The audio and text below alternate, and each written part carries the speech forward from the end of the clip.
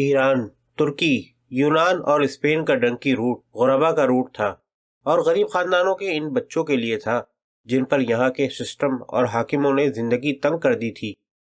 وہ غربت کے چنگل سے کسی طرح بھی نکل جانا چاہتے تھے، مار کر یا مر کر، کسی بھی طرح۔ وہ بیگانگی اور بے کسی کی ایک مثال تھے کہ تعلیم کے اخراجات وہ برداشت نہیں کر سکتے تھے، روزگار کے مواقع انہیں دستیاب نہیں تھے، اور اگر ہوتے بھی تو اتنے لوگوں میں سے کتنوں کو 20-30 ہزار کی ملازمت مل سکتی تھی۔ اب تو انجینئر کو 30-40 ہزار کی ملازمت ملنا بھی ایک عجوبہ تصور ہوتا ہے، اس پر ماں باپ کے معاشی حالات سدھرنے کے امکان بھی نہ ہونے کے برابر۔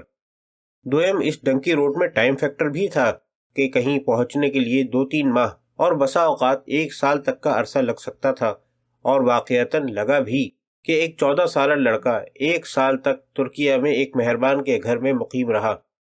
اگلی منزل یونان بھی نہ پہنچ سکا، اور اس کے پلے واپسی کے لیے مطلوبہ رقم تک نہیں تھی۔ والدین کا اصرار تھا کہ اب واپس نہ آنا، یہاں تو گھر میں مشکل سے گزارا چل رہا ہے، ایجنٹوں کو واپسی کے لیے اتنی مطلوبہ رقم ادا کرنے کی کوئی سبیل نہیں۔ سوئم، اس میں بارڈر پر گولی لگنے اور زخمی ہونے یا موت واقع ہونے کے امکانات زیادہ ہوتے تھے۔ لانچوں کے غیر قانونی لمبے سفر میں بھی یہی مسائل تھے۔ جان جوکھوں میں ڈالنا کسے کہتے ہیں، یہ بس وہ لڑکے ہی بتا سکتے تھے۔ اب امریکہ ویا ڈنکی روٹ نئی دریافت ہے، اور غربا کے بچوں کا مسئلہ نہیں ہے، یہ اونچی گیم ہے، اور عمرہ کا ڈنکی روٹ ہے۔ اس سے قبل پیرس بھی ڈنکی روٹ کا شکار ہوا تھا، اور اللہ ماشاءاللہ ہماری قومی لاجواب سروس اس میں سہولت کار تھی۔ ادھر 35 لاکھ روپیہ ادا ہوا، ادھر آپ بغیر ویزا اور ٹکٹ کے اس لاجواب سروس آرام دہ وڑائی طیارے کے ذریعے اپنے ملک عزیز سے ہمیشہ کے لیے نکل گئے۔ بعد میں سوشل میڈیا پر یورپ پہنچنے پر مبارکبادی پوسٹیں گردش کرتی تھیں۔ یوں تو پاکستان کیا، بہت سارے غریب ممالک نئے نئے طریقے آزماتے ہیں اور انسانی اسمگلنگ کا ذریعہ بنتے ہیں، مگر ہمارا ملک اور ہمارا ضلع نئے نئے ڈنکی روٹ دریافت کرنے کا ماہر ہے۔ ابھی اپنی مایہ ناز وڑائی طیارے کے اسٹاف کے ذریعے فرانس کے دل پیرس میں بغیر ویزا اور ٹکٹ اترنے کی سیاہی خشک نہیں ہوئی تھی کہ معلوم ہوا کہ ارحم امریکہ جا رہا ہے، اور اس کی شادی بھی ہونے والی ہے۔ شادی اور امریکہ پہنچنے کی نوید ایک دوسرے کے ساتھ جڑے تھے۔ ارحم کا تھوڑا تعارف کروانا ضروری ہے۔ ارحم کے خاندان کے کم و بیش سارے افراد امریکہ اور کینیڈا نکل چکے ہیں۔ یہ سلسلہ 10-15 سال پہلے شروع ہوا تھا، اور ان میں ایک بھی قانونی طریقے سے وہاں نہیں پہنچا تھا، اس لیے ان کے حوصلے بلند تھے، اور امریکہ جانا گویا ان کے لیے قطعاً مشکل بھی نہ تھا۔ چند سال قبل تک ان ممالک میں جانا 20-25 لاکھ کا کھیل تھا، اب 1 کروڑ نقد کا ہو چکا ہے، نہ 1 روپیہ کم نہ 1 روپیہ زیادہ۔ ارحم اور اس کے گھر والوں کے نزدیک یورپ کے ممالک کی حیثیت عرب ممالک کے برابر ہو چکی ہے۔ ان کا کہنا ہے کہ یورپ میں بھوک، کساد بداری، مہنگائی اور برے حالات ہیں۔ اب ہم اگر یہاں سے نکلیں گے تو سیدھا کینیڈا اور امریکہ جائیں گے۔ مڈل ایسٹ جانے والے نوجوان روزگار کے لیے جاتے ہیں اور سال 6 ماہ کے بعد واپس آتے ہیں، کچھ دن قیام کر کے پھر چلے جاتے ہیں، مگر امریکہ اور یورپ جانے والے کبھی واپس نہ آنے کے لیے جاتے ہیں۔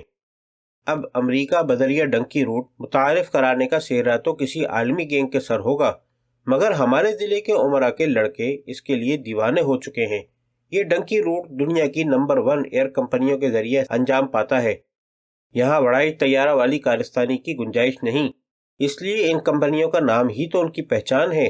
وہ کبھی ایسے 2 نمبر کاموں میں منہ کالا نہیں کرتے۔ طریقہ یہ ہے کہ یہاں سے لڑکے باقاعدہ ویزا کے ذریعے میکسیکو پہنچائے جاتے ہیں، میکسیکو سے پھر وہی ہمارا آزمودہ ڈنکی روٹ اپنایا جاتا ہے اور امریکہ میں داخل کر دیا جاتا ہے۔ یہ سارا کام ایک باقاعدہ طریقے سے انجام پاتا ہے۔ میکسیکو سے ایک عدد گوری پاکستان لائی جاتی ہے، اسے باقاعدہ مسلمان کر کے دولہے کو اس کے ساتھ روانہ کر دیا جاتا ہے۔ اس ڈنکی روٹ پر محض 1 کروڑ روپیہ صرف ہوتا ہے، 70 لاکھ ایجنٹس کے، اور باقی جیب خرچ کے لیے ساتھ بھیجے جاتے ہیں۔ صرف میکسیکو ہی نہیں، وسطی امریکہ کے ایسے ممالک ہیں جن کے ناموں سے بھی ہم واقف نہیں۔ وہ ان لڑکوں کا ایک اسٹاپ ہوتا ہے، جیسے ایک ملک بیلائز ہے جس کا دارالحکومت بیلو موپان نام کا ہے، وہاں سے بھی امریکہ میں داخل ہونے کے انتظامات موجود ہوتے ہیں۔ وہاں سے بھی تارکین وطن غیر قانونی بارڈر کراس کرتے ہیں۔ امریکہ پہنچ کر عمرہ کے یہ بچے ٹیکسی چلاتے ہیں، ادب آداب کے قائل ہو جاتے ہیں، قانون کی پابندی کرتے ہیں اور ٹیکسی چلانے کے اوقات چنتے ہیں۔ ان کے لیے پرائم ٹائم صبح 4 بجے شروع ہوتا ہے اور 7-8 بجے تک چلتا ہے۔ اس دوران کسٹمر ان کو ٹپ دیتا ہے تو یہ شکریہ، تھینک یو کہہ کر $10-20 وصول کرتے ہیں۔ یہ بخشش دن کے اوقات میں کم ہی ملنے کی توقع ہوتی ہے۔ 1 سال ٹیکسی چلانے پر وہ 1 کروڑ روپیہ کما لیتے ہیں۔ تحریک خلافت کے دوران صرف 50,000 لوگوں نے کافروں کی زمین یعنی اس دھرتی سے ہجرت کی تھی، مگر یہ لوگ بہت پڑھے لکھے تھے اور ان کے شعور کی سطح عام آدمی سے زیادہ تھی۔